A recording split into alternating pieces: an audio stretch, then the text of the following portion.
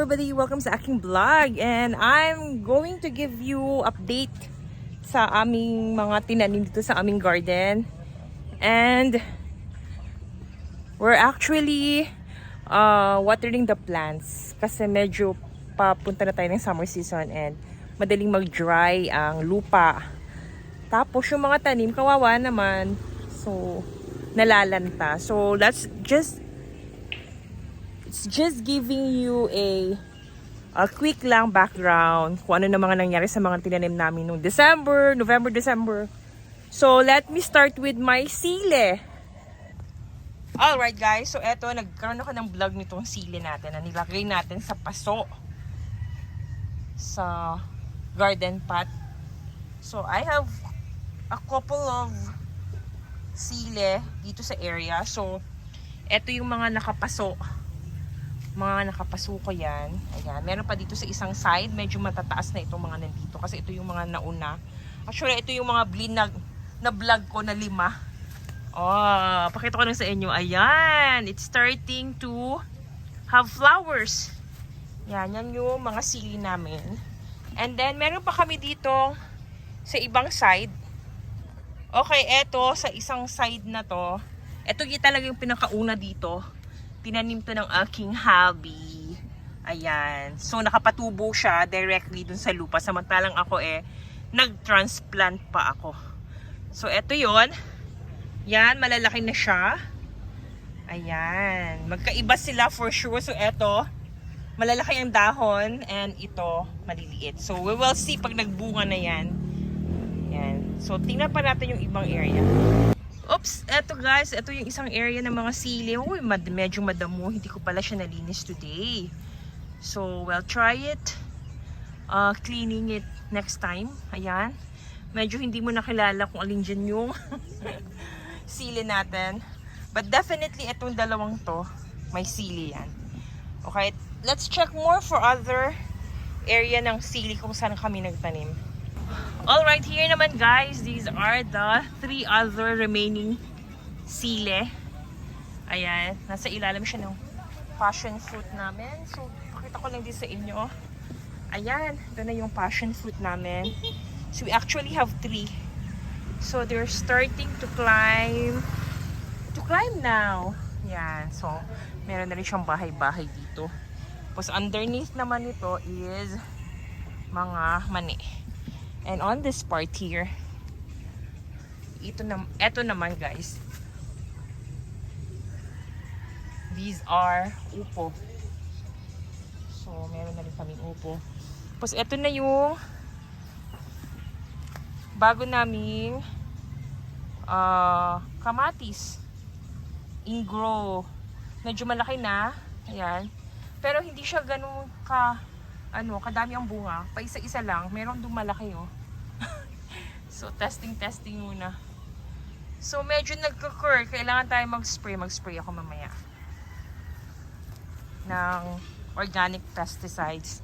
There's our okra. Ayan. Tapos, of course, talong. Ito, guys, actually, tingnan mo, maliit lang yan, oh, pero namumulak-lak. So, yan yung aming talong.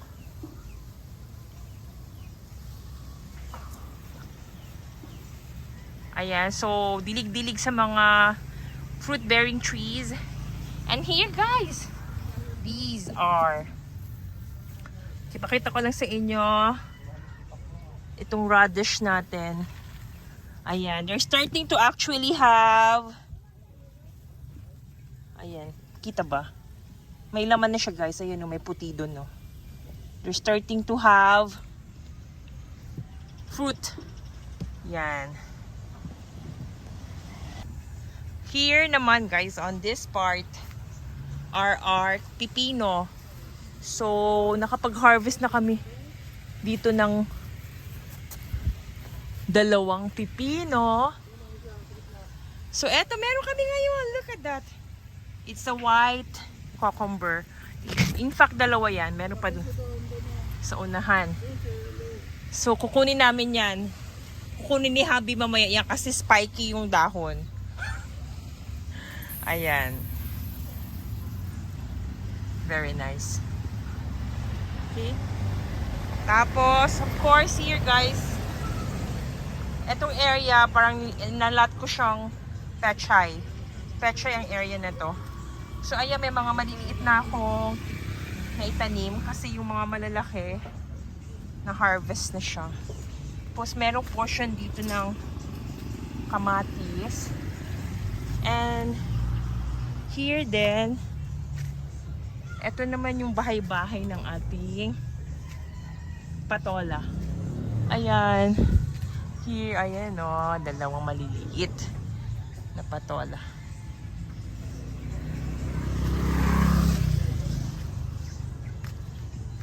So, yan. Tingnan nyo. Kita ba? This one and that one. Yan.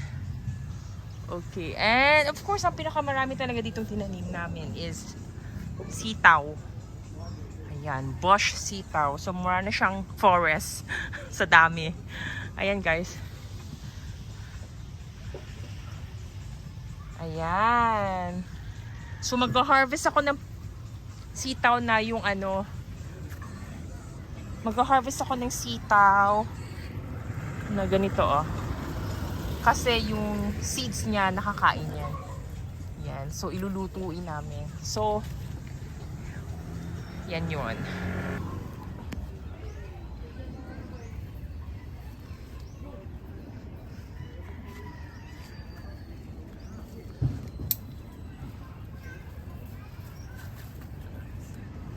Pipino white.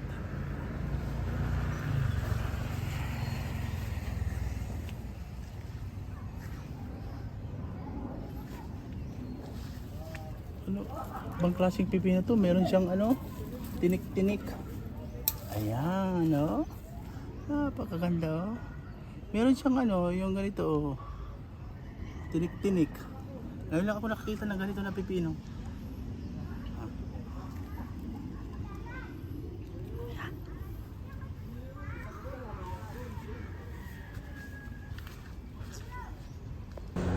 Okay, so hopefully na-enjoy niyo yung ating update sa ating little garden. And ayan ang aming kalabasa. Ang dami ng kalabasa. Wala pa rin bunga.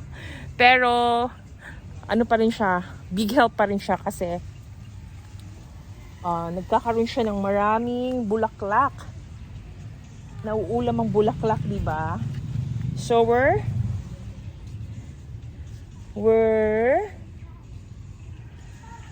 having a lot of morning squash flowers in the morning. Ayan.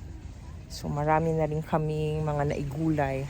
So, until then, guys, sa susunod uli, hopefully makapagtanim pa tayo ng mga herbs. And I'll update you as soon as I have my herbs here in the garden. Until then, bye-bye!